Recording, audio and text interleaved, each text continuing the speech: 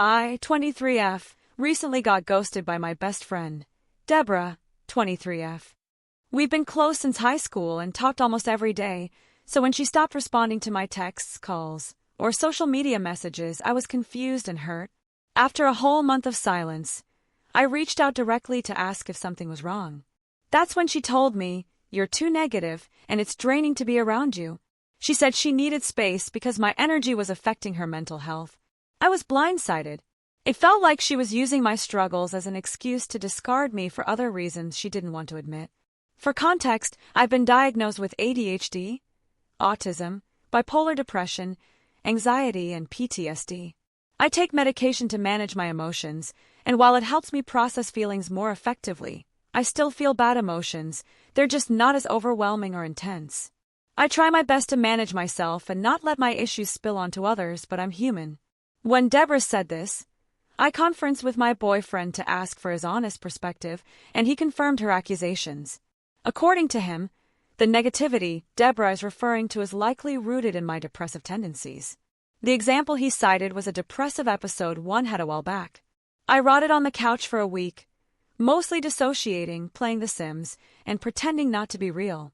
I get how that could have been hard for others to witness. But as soon as I realized my emotions were affecting the people around me, I made a conscious effort to pull myself out of it and get back on track. I asked my boyfriend how my depressive episodes are different or worse than his, though. When he's overwhelmed, he shuts down too. Sometimes he goes to the office, pretends to work, and spends hours playing CK2. He's even joked about engaging in non-protected sex during these episodes, claiming it's like he's trying to produce an heir before his time runs out. We're 23-year-old college students. We don't have time for that, yet he keeps doing it and gets upset with himself after. So why am I being singled out as the negative one? As for Deborah, this feels especially unfair because she vents constantly. She has something new to rant about almost every hour: her current living situation, her past living situations, her family, her jobs, this town, you name it. She hates confrontation but thrives on drama, and I've always supported her through all of it.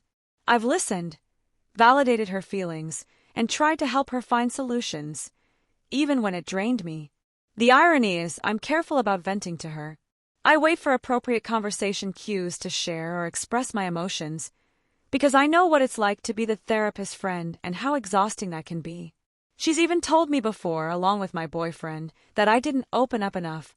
So I started opening up more, but suddenly I'm too negative. Deborah also has this habit of digging for problems. If I say I'm fine, she'll push and push until I share something. And when I do, she wants to unpack my childhood trauma or connect dots I wasn't even thinking about.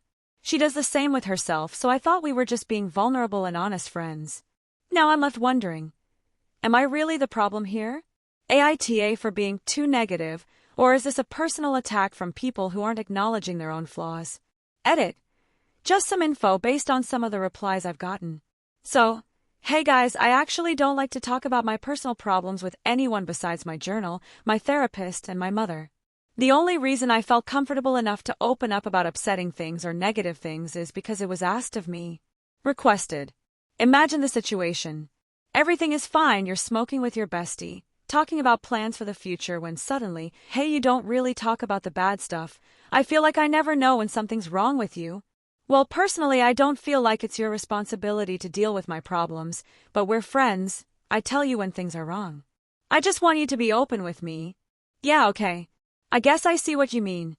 I'll work on it. Awesome. So you start to open up more, and it seems to be making her happy. Eventually, smoke sessions turn into vent sessions. You're fine with this. You don't have issues you see as that big anyway, so they're mostly for her to get things off her chest. This is fine until a month later when you're told you've become very negative. All you do is push your problems onto others. Heard. So not only were you not bringing enough attention to the negative aspects of your life, but boom, now you are also being too negative. So what is it that you do in this situation? If it's on me, the problem was addressed to me, so what's the right response? Let me add that waiting until being asked if there is a problem is not the right answer. Not talking about problems at all is not the right answer. Asking if they're in the headspace to talk about your problems is not the right answer. Trying to work out your feelings on issues before you bring them up is not the right answer. Finding a good balance is the last thing I can come up with, but I feel like that's what I've been trying to do. And the result is the same. Too negative or not open enough,